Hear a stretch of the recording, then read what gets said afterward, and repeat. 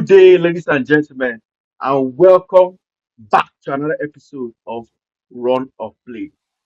In today's episode, you can see it's just I, Johnny Boy, the guy that likes to talk about sports, general, football, soccer, Arsenal fan, Real Madrid fan, any club that plays beautiful football, I'm a fan of. Apart from those guys in the red side of Manchester. And with me today, I have, unfortunately for him, a supporter of the team of the red side of Manchester, Mr. Judensi. Hi, How hi. are you doing, my boy? I'm doing good. I'm doing good. Excited for a new run. Hopefully, we start seeing positive results. And once again, we want to thank our viewers. Thank you for watching. Thank you for liking, and thank you for subscribing. We'll continue to keep you interesting. Thank you, our viewers, and thanks for subscribing. Like Judensi said, unfortunately, this week it's just going to be him and I.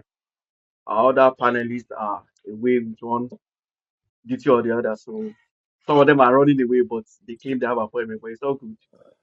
So today we're going to be starting with, I think we can call it the biggest news around the world of football right now, which is Thomas Tuchel, the German tactician, the German manager who was with Bayern Munich last season and apparently got sacked, has been appointed the new manager of England. Apparently, he's the third foreign manager England has appointed in their history, which is first was Ericsson, Sven-Göran Ericsson, second was Fabio Capello, and now he's the third person. So my question with you, or to you, Jude, is how do you see the signing of Thomas Tuchel as the England manager? Is it a good thing for England? Is it a bad thing, or you're just indifferent? For me, I would say his uh, his testament speaks for him. So Okay. I believe that's why they hired him over the other guys that were listed. I don't know if you remember last week. For results, if you want immediate results and you want to see like a game, I feel he's like the opposite of Southgate. So in terms of play, the kind of play that they do, and I think let's see England with this quality of attack that they have, right? Play that gang Yeah. pressing, like high pressing football. They've not had that coach I don't think they've had that coach in a while that pushes them to play that kind of football. So let's see if they can play like the Germans or the Spaniards, or let's see that football and enjoy their game. So I feel like he's the best for me. I feel he's the best person because what they are looking for is not a run of wins to qualify. What they're actually looking for now is they've made that statement, that step above where they normally go. So before they used to get a quarterfinal. Now they with Gareth Southgate Hmm. they get semis and finals. Yeah. So It's now they just that brought simple. somebody that can win a cup, right? So Yeah. let him try and get them across that board and win the finals. So that's what I see. So he's probably the best person to motivate them to do that kind of play. And the guys are young and talented, and it's nice to see him be there. I feel like also he's more like he's going to be a different guy, although the English press will try to pressure him. But he's probably having a No. wider pool of players now to choose from, not like a club side coaching where you're restricted to what the management wants to buy or who they want to sell and all those kind of stuff. So now with England, you can call up anybody and you can bring in anybody into the team. So they have quite a good number of talent. So hopefully they win something. That's my own. Even if it's Euros, I'm optimistic. I'm just optimistic about him being there because I'm trying to look at the other coaches. Right, it's only Hmm. Germany and Spain that are like probably going to be tough, but England has the caliber of players to match those people. It's just that motivation to let them play their football and not somebody who wants them to like be conservative and then wait for you to get the heat before you start attacking. So it'll be nice to watch his. I know it will take a couple games for them to blend, but I'm optimistic for him and I wish him the best. I wish he had come to mind. Oh, that well for me, I think I'm kind of indifferent, and I'm indifferent because to me, England is a weird country in the sense that Sven Goran Eriksson, which I mentioned was the first foreign manager they had, he had a reputation. He was a good coach too, as well. He was a good coach.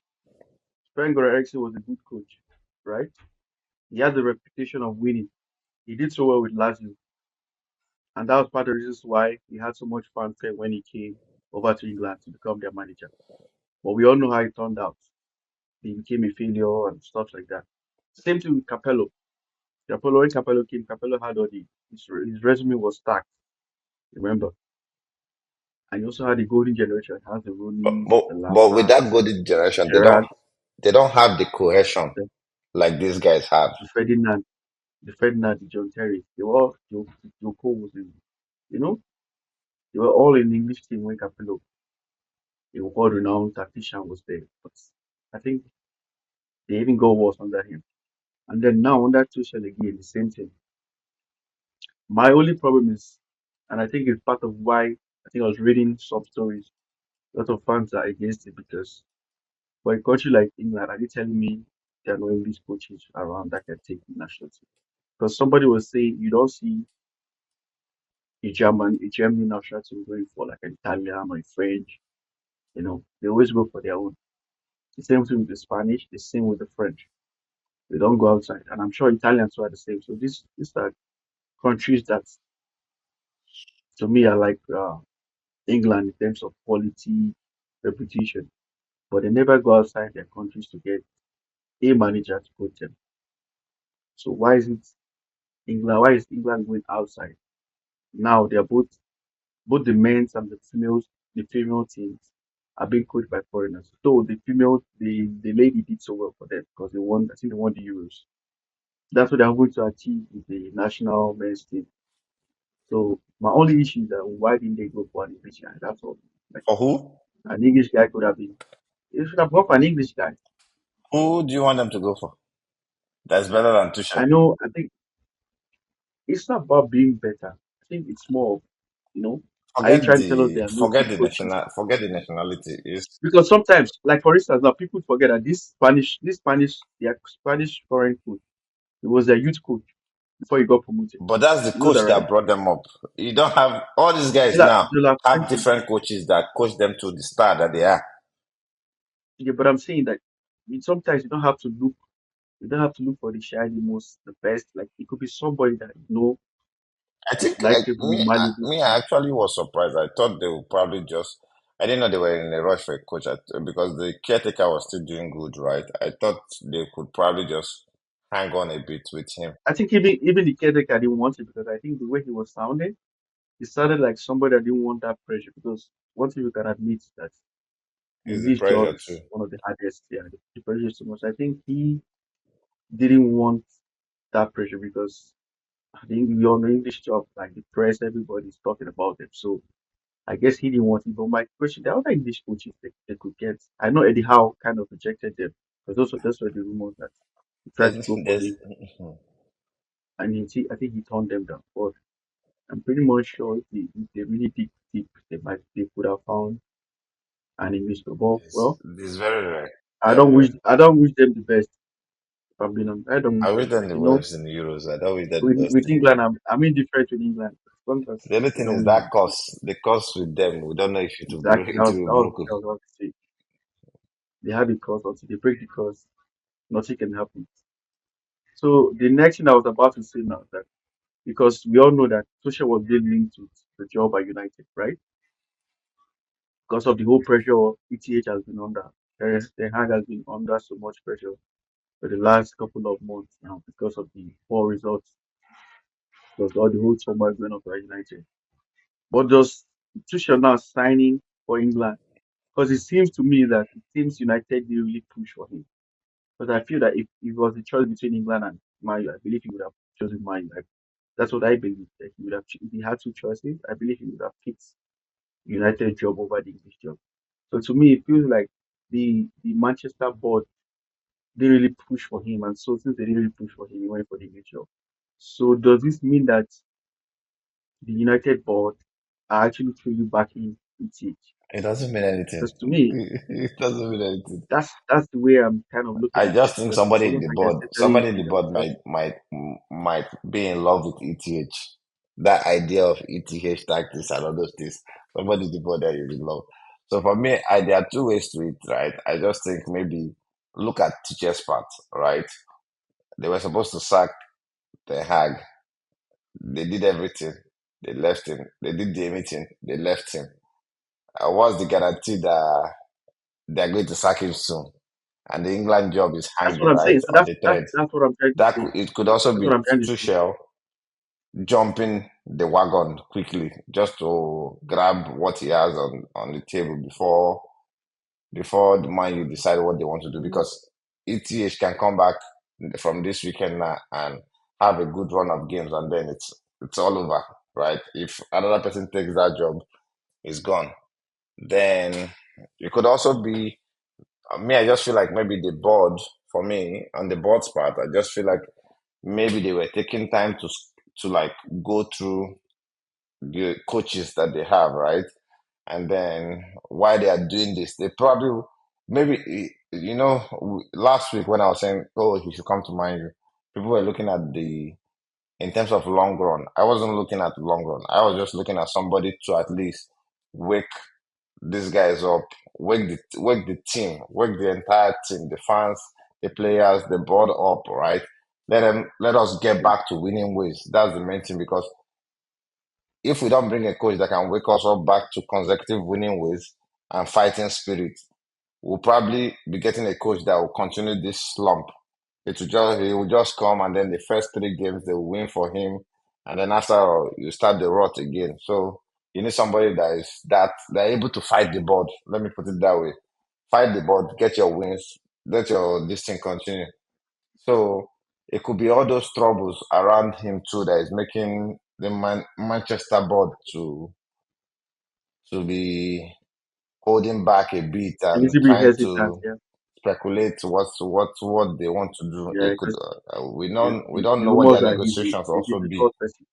So that could be another thing that could be going on. Yeah, there are rumors that he's a very difficult coach to But work now with. we're left with Allegri. I heard Zidane is not coming because But he Zidane was out of the picture a long time because he he has said already said the from job the is only outside he's interested not in the coming. French. I He's don't only think interested in the French national team.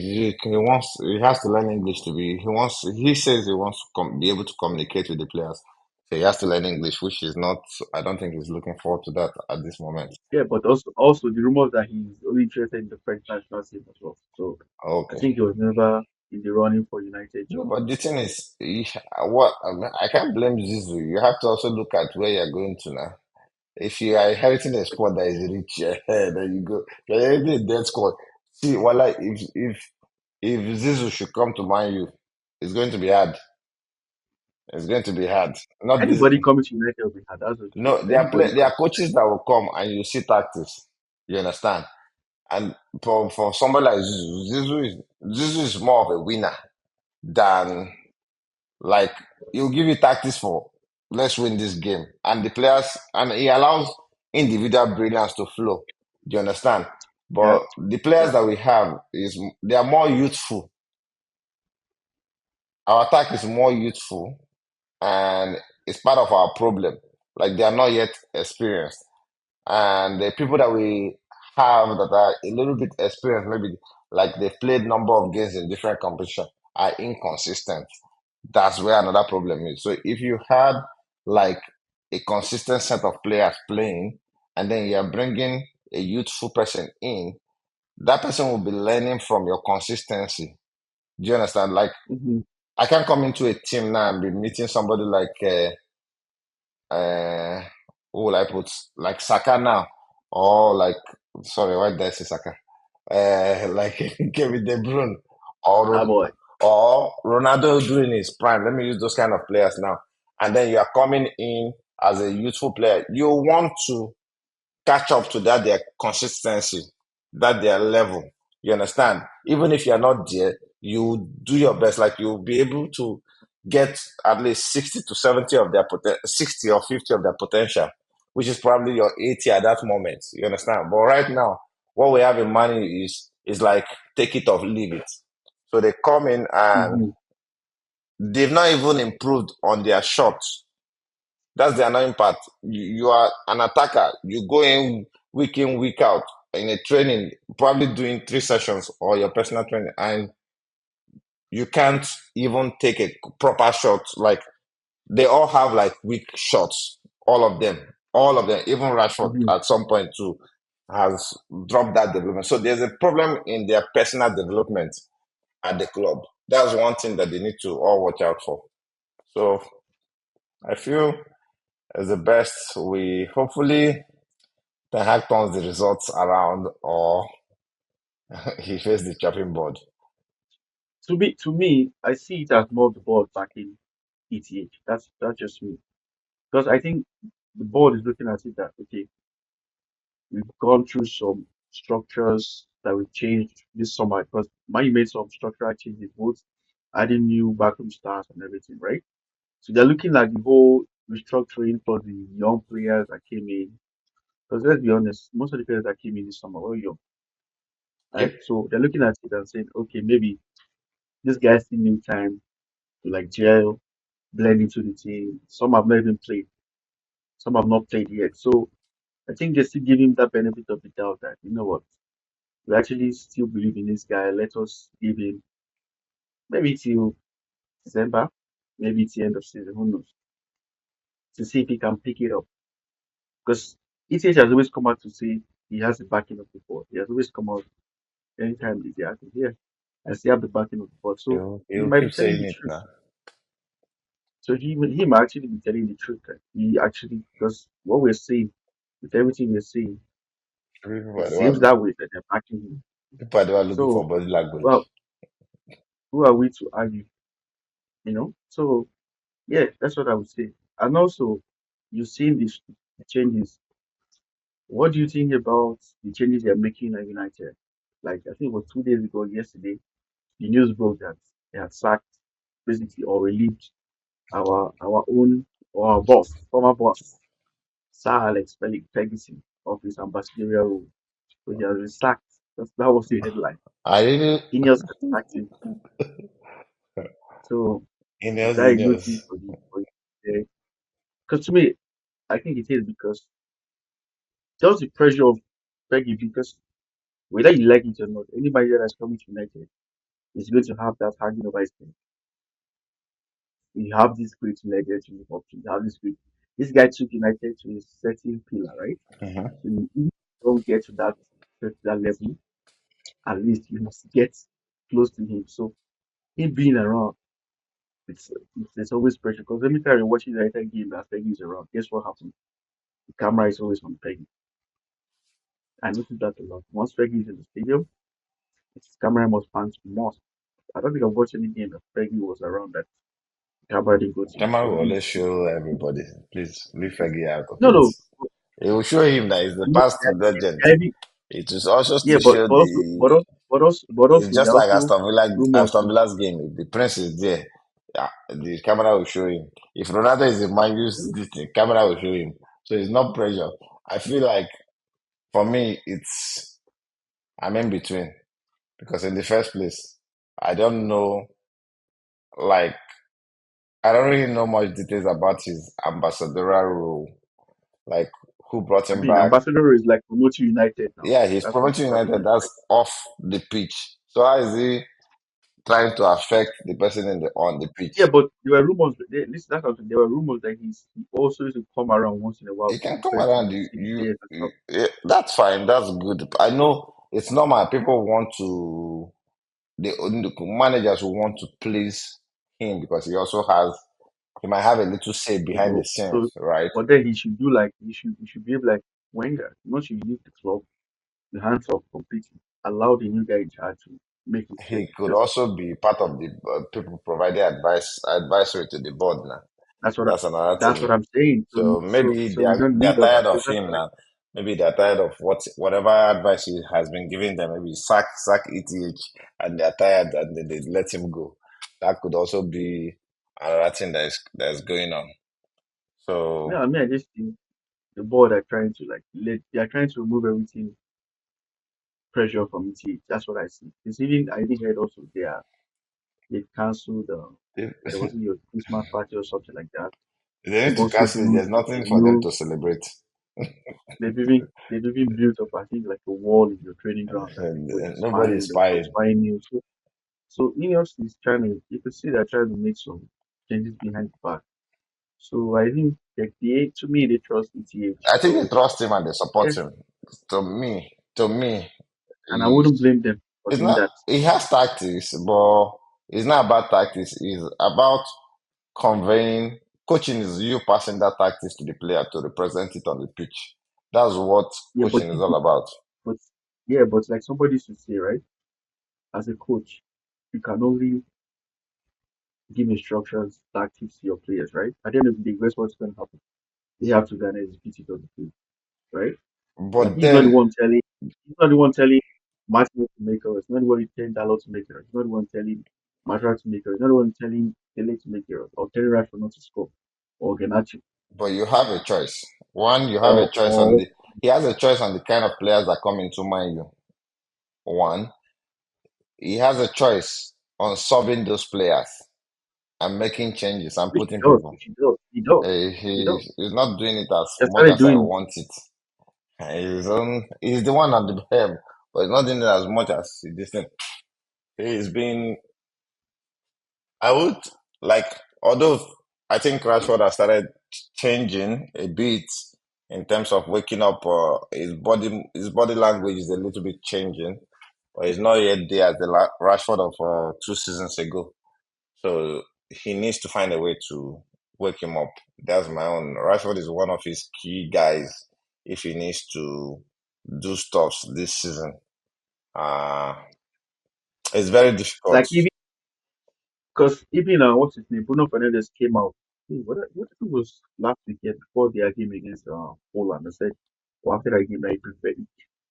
Let me not misquote him, but like basically what he was saying that he prefers play for Portugal than mine. Basically, that's what he was saying. It's And I'm possible like, now. you're the captain of United. How can you say so? They will slip Like, him off the captain. That's what they need to do. are you trying to tell us something that we don't know? That maybe there's Maybe disharmony in she collected 2 red cards. there's a, there's So a real between you and the back-to-back coach, red or cards I don't understand that. and that statement. Hopefully they grab a win this weekend and the board support for ETH is validated. Otherwise, the pressure mounts on both of them to get the fuck out of my Yeah, club. Sorry. What did I say? yeah, So I would like to ask you, uh, yeah. because you represent Arsenal today. That is, Dr. Tools is not here. So for me, you're about to enter that period where, for the past few seasons, is like where Arsenal has the most games, and they tend to start slumping. November, No, December. that's That's April. That's April for No, me. April is the Because see, final slump. April is the final slump. You start from now to like November, December, although we're almost close. Maybe after the next international break, but it's almost close. So, do you feel different this season? And if so, can you tell us why you feel different or what's making you feel like you guys are up to the task? That's what does Shane call it? Is it determination Steve, or yeah? Sorry, it is Steve. no, it's not still. The There's something determination. the desire or the I've forgotten what. There's a particular word he uses that Dr. Toz used back at him when he was falling back. So do you feel that Mm-hmm. momentum, that Oh, you're talking about cajones. That's mentality. the mentality? Yeah, thank you. Do you feel the mentality has changed, or do you feel the mentality is shaky and might go back to the same? Well, for me, I think I'm going to sit on the fence on this. Let me just say I'm 50% confident and 50% not confident. So Okay. I'll go for my 50% confidence. Let me start with confidence. Confidence comes from the fact that okay, they have been going. I think like Saka even said that the players are more hungry this time around. They're trying to correct their wrongs from the past 2 seasons. So that kind of gives me confidence to know that okay, yes, these players are actually they actually realize that they messed up for the past 2 years because less than last season they also have won the league at the bare minimum. Even 2 years ago because they were like 8 points ahead and they threw it away. So they're supposed to have won the league at least once out of the 2 years they've blown it, right? So the players recognize that, which is a good thing. So that gives me encouragement to say, okay, yes. And then plus the fact that defensively, away, we look solid at least.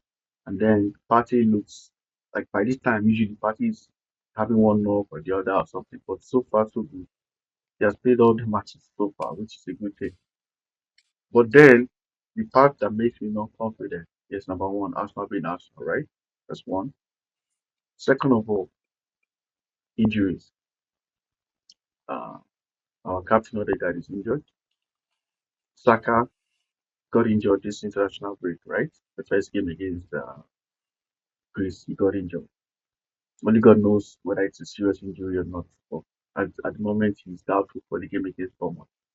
Martinelli too had a slight discomfort, so he is also a doubt as well. So that's three. You can say three of them are in a starting level. That's three key players of our starting level out injured right now. So that gives me a big worry. Plus the guys they brought in, Sterling out. You have I don't even want Sterling to start with and you Sterling. have Trossard. Please, please don't mention Sterling because, like I said, Sterling can wake I up don't see one the day. obsession. I don't see the obsession with Arsenal going for Chelsea's reject. Like you never go to Chelsea until you get their best players. You always go for the rejects. Everybody, like even Jesus, Zinchenko, they were rejects from City. That's why City they were rejects. Like, if you're going to Chelsea to buy a player, go and buy the best player. Don't go buy somebody that they're willing to let go. Because honestly, for Chelsea, when I noticed in Chelsea and City, what they have in common is that those two clubs don't let go of players they consider like valuable, except you Yeah. obviously to offer them if you Yes. offer them an extraordinary amount, they have no option because it's too big for them to turn it down. But 9 times out of 10, they don't sell players that are valuable to them. They don't sell to that. So why would you not go and go and sign Sterling that you know Sterling has been with? But since Sterling left City, he has been a flop, and he has been in Chelsea I think 2 or 3 years now, It's not and he has done. not.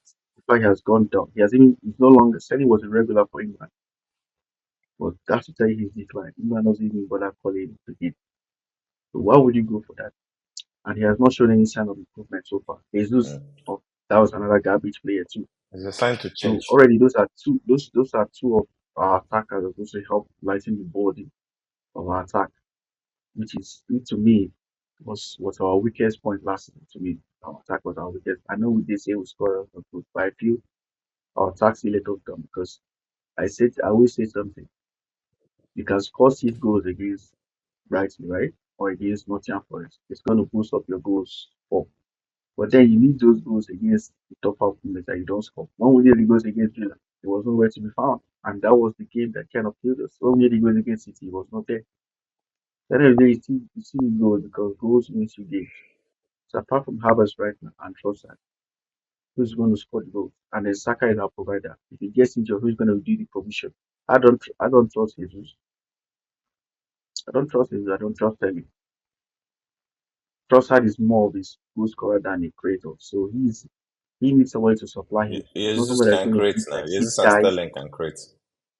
That's what I'm saying. But I don't know what you're talking about creation because I don't see them creating nothing. No offense. But that's just my problem. And the fixtures are piling up right now because they just increase the Champions League games, right? So we have a lot of fixtures between now and the next international break. Hopefully, knock on wood. At least the good news that came out this week was that other guy's injury is not, because there were spreading rumors that his injury had he had suffered a setback and he was going to be out in like December the year. But the club came out to deny that that's a lie. That he's still on pace for his return, which I think is expected next month. So hopefully he comes back fit and ready, because we all know that sometimes when players come back, they don't just come back fit, they are running. They still need time to like get their body and mind in the game before they start playing well.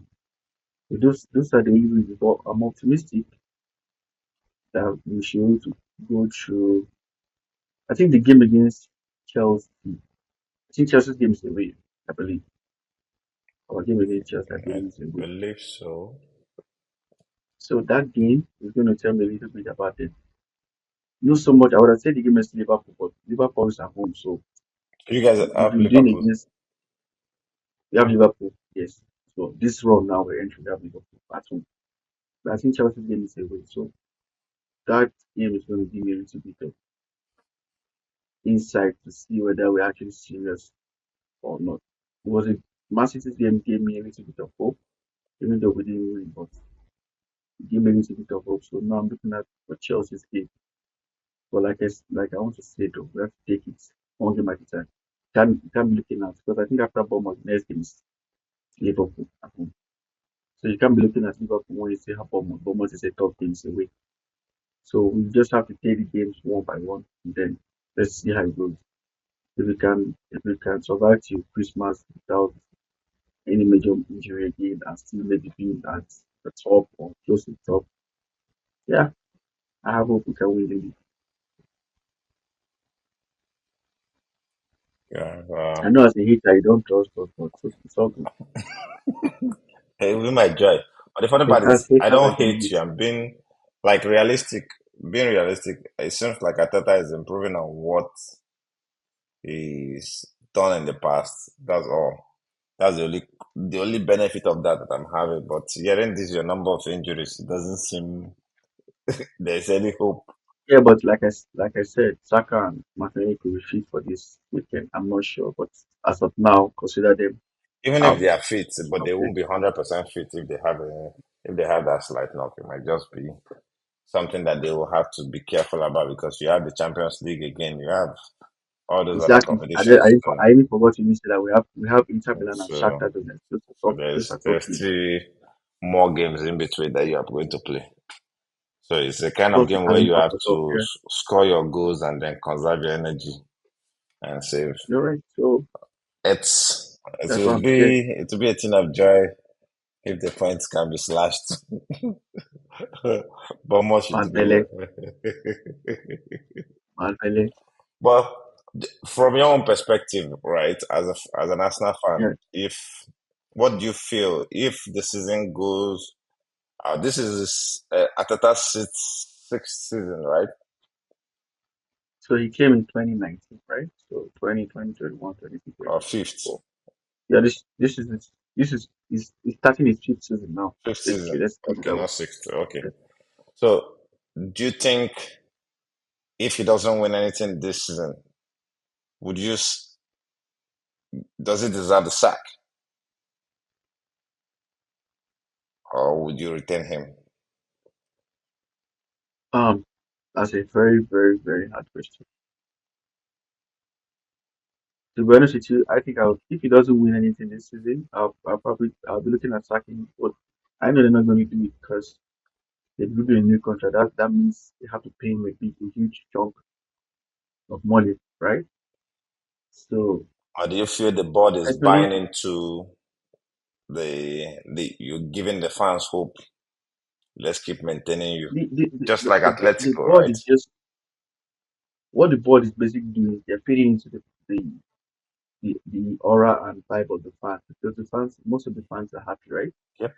Unlike under the later years when the fans are happy because the team is playing well. But at the end of the day, you should about it. The fans that are happy, guess what's gonna happen? The moment they stop winning, guess what's gonna happen? Those fans are gonna be angry. So there's so much more you can go on without winning. Whether you can be playing good football, if you're not winning at the end of the day, fans are gonna get tired of it. So to me, if he doesn't win anything again this year, I'm not against him being sacked. I'm just being honest. I'm not against him because I feel this season he should at least the minimum of giving win a trophy, major trophy, and compete for the. When I mean compete, I mean till the last day of the season. Arsenal should be in the running for the title to the last day, just like last year. Only then can I retain him. Other than that, I think because yes, let's be honest, in the year 6 years, and they spend lots of money to reform everybody in the team right now is his player. So there's no more like oh, he's not everybody in the Yep. team and he has been given a free run Sterling. on the team. He's no longer a head coach. He's a manager, meaning he controls everything. He's in charge of them, giving the full authority to do what he likes. So to me, he has no excuse or whatever to do. So yeah, if he doesn't win anything this season, I probably go to moving on. To be honest, I'm just being honest. I'll go to moving on. Okay, so Mikel Arteta, wherever you are, hopefully you can give them a major trophy and as close as the title you can be as possible on the last day. Because even him, I'm sure he knows deep down that he needs to win something because all these fans loving him. If he gets to a point, bro, He'll get they're pressured gonna be tired. next season. He's gonna get So pressured. so Even if he's not fired, he's going to get pressured and get sacked it's just in the end. normal. There's so much the fans are willing to take. They will still turn. So just a matter of time. The same thing with Wenger. They were all backing him when they were backing. But at the time, it became, I mean, it became so obvious that he had to go. Because when, when at the end of the day, what's all about winning? Let's Yep. be honest. Forget what it's about winning. But it all depends on what So the board is looking to achieve. so it's actually, that is also going to tell me, the board say that they're to win. That's what they say. So their actions are going to tell us whether they actually just saying it for saying it or they actually mean what they're saying. So that's why I'm saying that to me, if he doesn't win this year, I will get rid of him. Just being honest. And if I'm the board, I would have, I don't know if, because it was not reported, but if I was the board, I would have put a clause in his contract that if he doesn't win something, he can be sacked without that. Just I would have put that, but I don't know if he did, but I would have put such a clause. How about you? You want to keep Ateta? For banter sake, they should Let, keep let, him. let me get a rival fan perspective. How do For you the view him banter for a sake, start? they should keep him. We'll be happy. So And do you think we can always remind you how close you were. that so see that's another reason why you have to go too. That's another reason why you have to No, that's the for me, I that's feel another like reason why. he he's at that point where he has built Arsenal, his own Arsenal, so he should be able to deliver. There's no Exactly. excuses. No, like There's no you excuse can't to say say you're still in the process because you already no no no are no doing process it. is done though. Process is done. I All didn't believe that before. maybe one or two reinforcements in January to help him. But other than that, I feel like But he chose. There's something you guys forget. He chose to have a reduced score. He could have.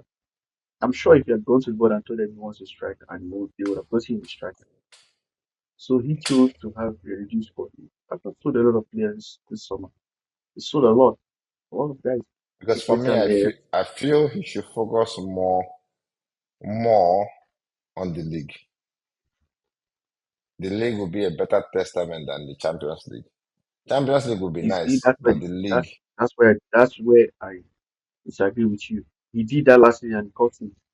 he didn't do He anything. was captain. He was in every competition until March. No. April. He wait a minute. He was in all the competitions He except for Carling concentrated. Cup. He was interested in Champions League and the league. Yeah. That's why he did It's nonsense the in the same FA. thing He that did he's going to nonsense in look for Carling this Cup season too. and then did nonsense in the FA Cup as well. He did nonsense in I, those two I, competitions because he me, I was feel only like he should interested. learn how to conserve energy with regarding Saka and Martinelli. That would And really also, help so him. he is the one also deciding not to give Saka a quality run for his money because I feel somebody like Saka shouldn't be having free will of the team. Shouldn't be a starter. Come, should have somebody that's going to pressurize him.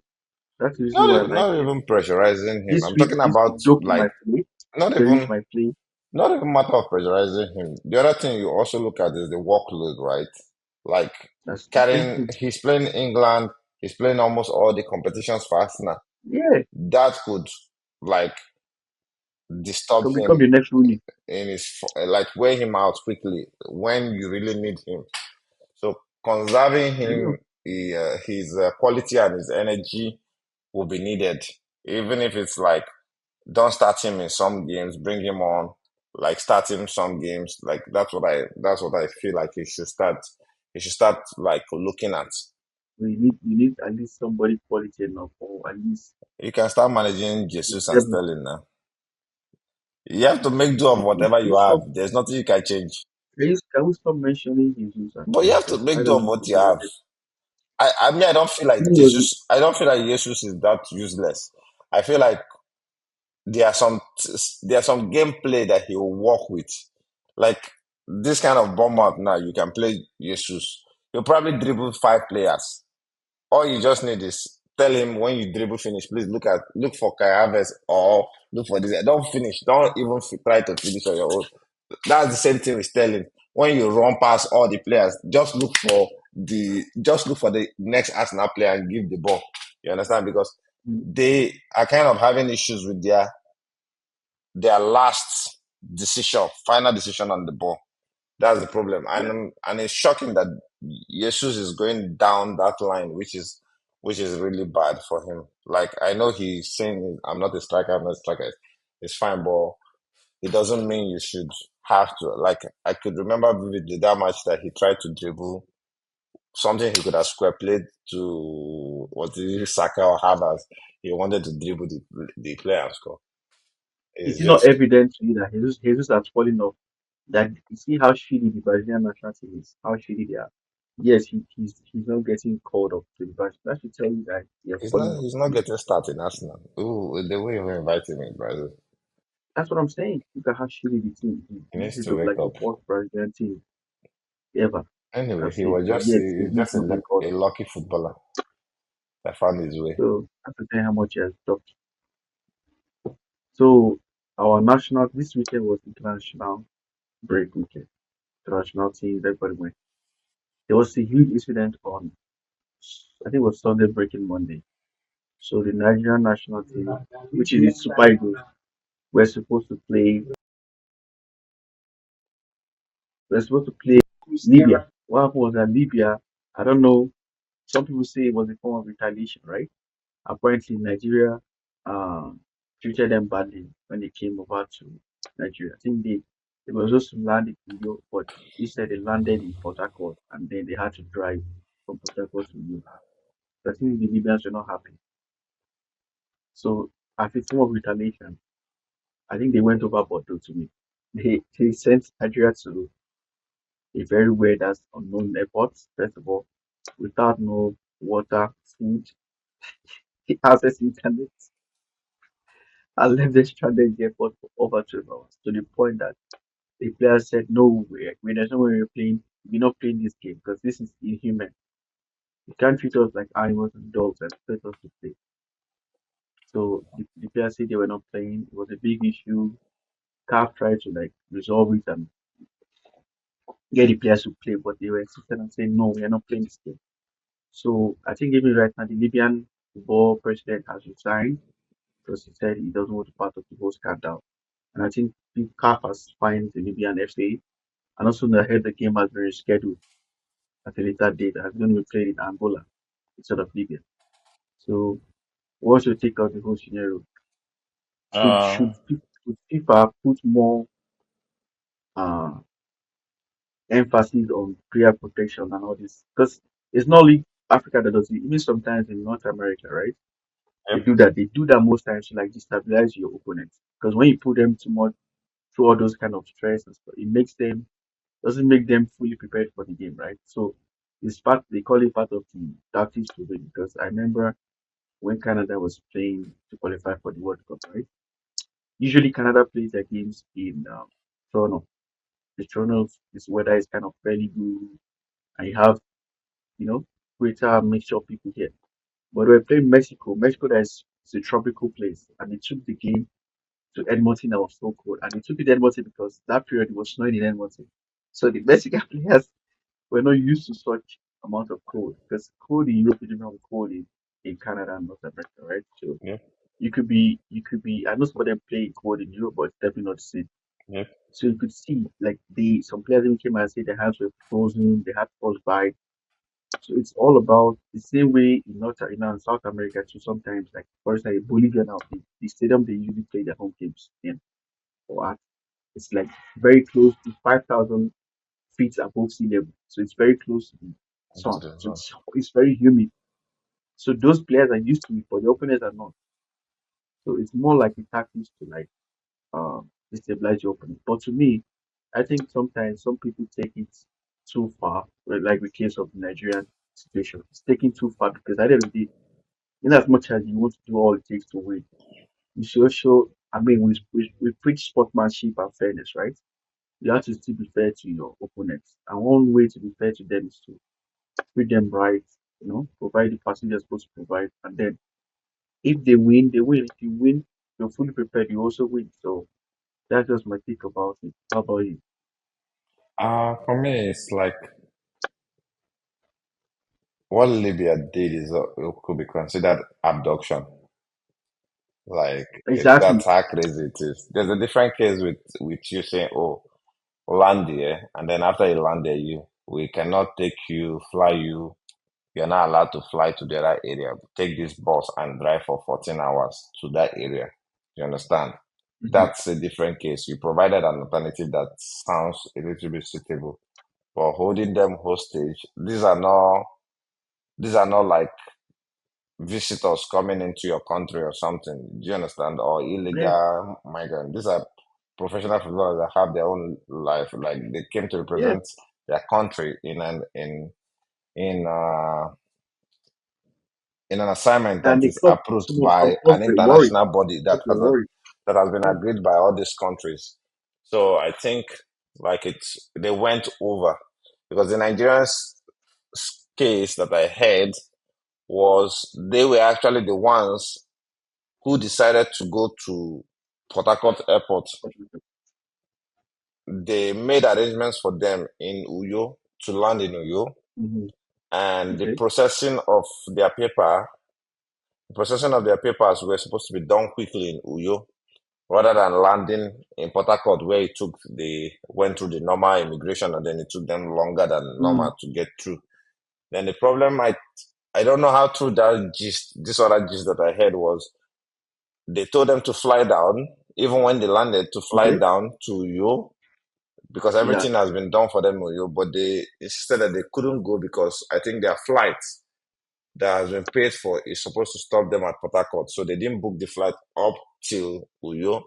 To So I don't you. know how it makes sense. It doesn't really add up to me, but it might also make sense. I don't know the airline they are using. I don't know arrangements on how the payment is supposed to go through and the board and how their own football body is, right? So, They um, blamed it on logistics. They blamed it on so logistics. theirs is their own problem. Like we didn't do anything. There was an arrangement given to them. They didn't admit to it. So now, in the space of 2 days, you understand? If they had, I think another thing is that the shortage of time made them forget that what they were planning to do is illegal. You understand? If Hmm. they had time, they would have probably planned some other evil that would have made more sense logistically and position you people that way. Maybe they will change venue last minute and tell you that other venue did not work. You understand? But they couldn't think immediately. So for me, it's like it's unacceptable what they did, holding them hostage. There's a different case between letting them be in at the airport with Wi-Fi and there's nothing that can be done. Or you can transport them by bus let them drive to the other side, make it further away, and then they'll drive, and then the match is the next day. You understand? But not coming Hmm. to do those antics. I think that's where I believe the CAF is probably investigating it. I don't know if NFF has put out a statement, but I think that's where they need to step up. Like FIFA needs to step in and be like, some antiques are not Yeah, allowed. Like, fine, like I let's agree just with that. find because them it's if seems like a possible, good yeah. give 3 points to the opponent so that they will take it serious, right? Everybody will wake up. I don't know, fine and give 3 points. That's what me I feel. Not because it's Nigeria, but Because they talk about because it took long. If you were holding them at the airport for like 4, 3 hours, 5 hours, like they landed, I think probably they landed in like they can't even sleep at the airport. That's the annoying part. So it makes no sense why it it was uncomfortable. was uncomfortable. So that's my own take on that. Hopefully they learn from it and they think smart when they want to do when they want to do their own evil back, not doing it like openly, like as if like we are where they are illegal migrants trying to cross over the Mediterranean Sea to Europe. No, they can't do that shit. I believe it because I feel they should have a hard line Yep, because they preach prayer safety and prayer safety is important, right? that's where they should step in. Like the players are also assets to their club. So let's go to The weekend games. Before the weekend games, I feel like maybe this week, I'm having a feeling that this weekend they might sack one manager. Looking at the run of games that is available, I feel like they'll sack somebody this weekend. so she So she will review our sack watch. Let's I'll review our sack sack watch. watch. So my own list is the Southampton manager Russell Martin, and then closely followed to him, I would say I'll give the Wolverhampton Gary O'Neill, and then third would be Crystal Palace, just because I feel the board might actually feel that the coach is underperforming with its squad, even though they sold some key players this summer, but they feel that the squad they have, I think they're underachieving. So my third would be Oliver Glasner with Crystal Palace. How about you? For me, like I said earlier, I think for me it's more of aside if the board's objectives changes, then it's a different case. But if we're looking at the winning games and performance, I think Wolves will be my top of the list because of the next run of games that they have. True, Southampton the might have difficult luck ones. to overturn one of the games that they have. Those are the two on my priority. I'm still looking at how Everton, Man U are going because if Ten Hag misbehaves this weekend, he might be on the chopping block the following week. So Ten Hag is like a sudden, is like a sudden something that will happen. It's not like sudden like we didn't expect it. We expect it, but sudden in the sense that if he just mess up today or next week, he's just gonna get sacked immediately. That kind of stuff. That's what might happen. But these other ones, based on their run, it's looking like And their stuff results, is yeah. going to be out. That's what I feel.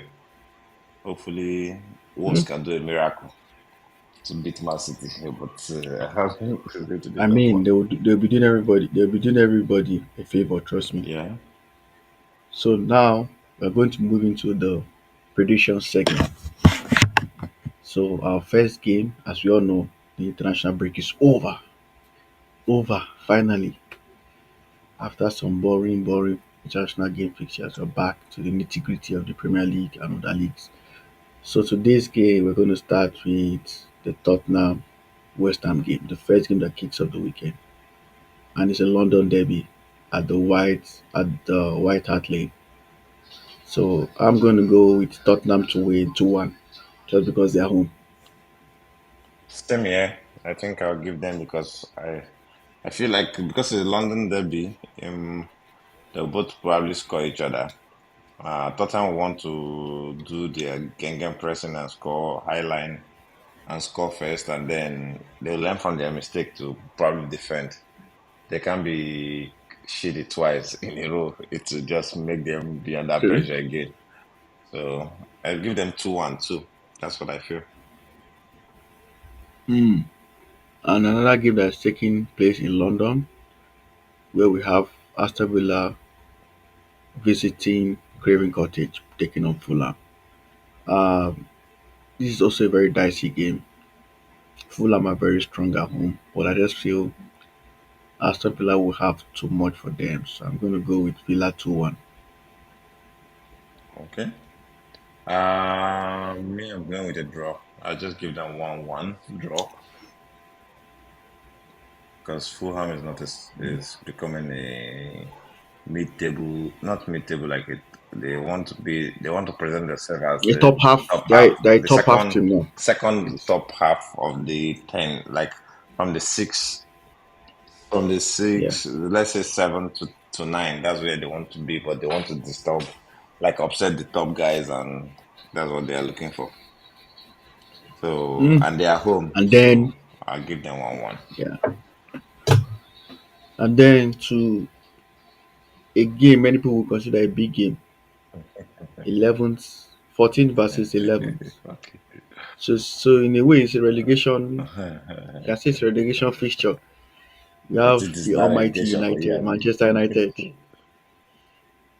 Manchester United versus Brentford. I think United being home, I just give them an edge, and the fact that I feel the international break came at the right time for ETH to regroup, speak to the boys. I know they've been off for international break, but some other players didn't go, like them Rashford and the rest they didn't go. So I feel right now, everything should be fine. I just feel I know Brentford are very good against the big boys and all, but I just give United the edge just because I think they're home and I think they want to play for ETH. I still feel they still have to. They still want to play for ETH. Has not lost the dressing room completely. So just because of that, I'm gonna give United 2-1. Same here. I'll give them 2-1.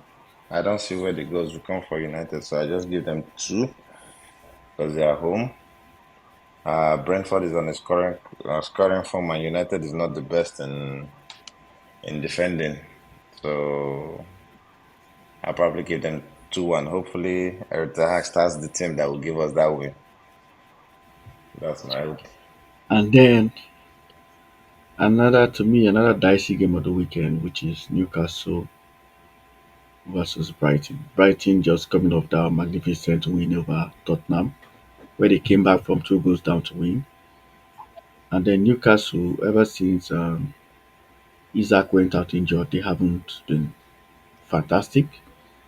So because of that, I'm just going to give the edge to Newcastle just because they're home and just because of the fact that Brighton plays that high level of Brighton. I feel Newcastle have the players to catch them off guard with them Barnes, Gordon.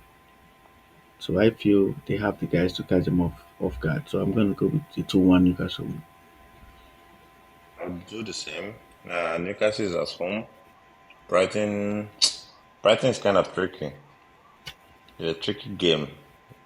Brighton, it could go Brighton's way somehow, but with their gameplay, you feel like you have the opportunity, and I think Newcastle have the players to beat them on that break and score the goals.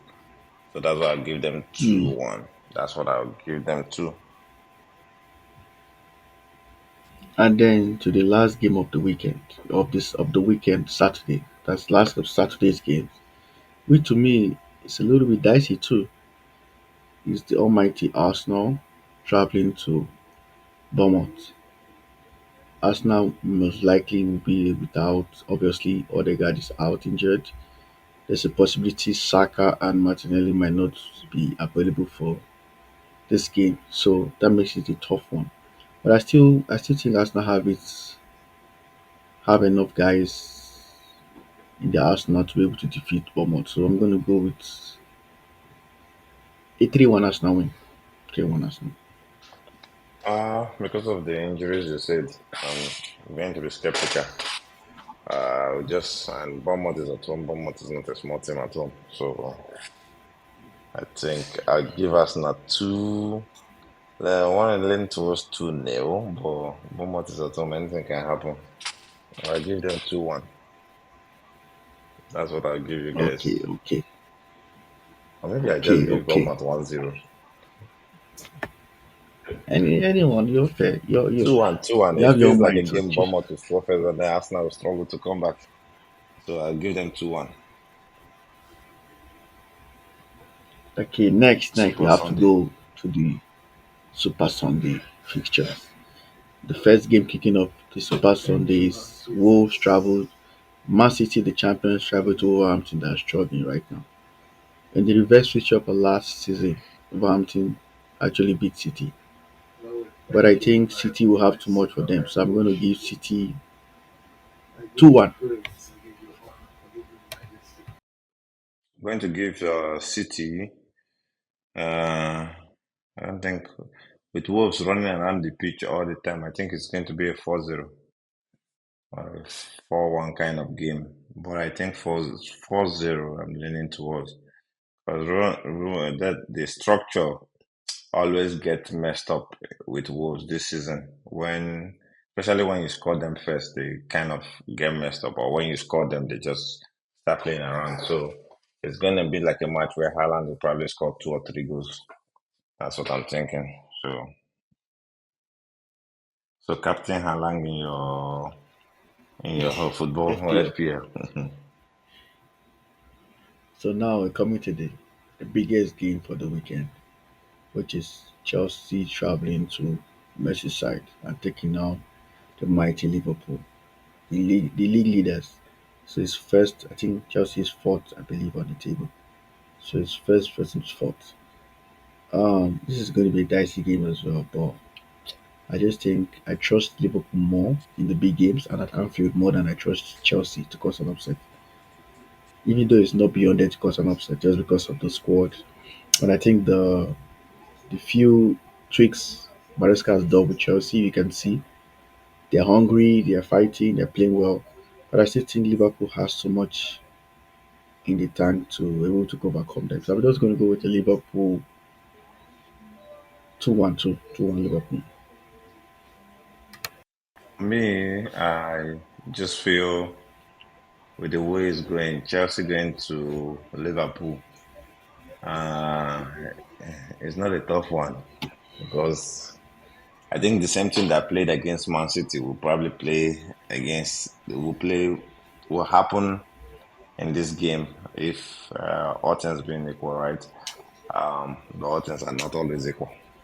So I just feel Liverpool has that experience of playing together in high intensity, much more competitive, high level of competitive games than the Chelsea players. So this will really be a true Mm, test of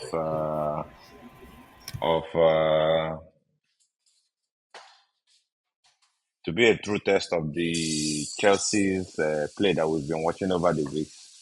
If they can really break Liverpool, then they probably going to be in the top four if they can really do it. But I don't think they will win.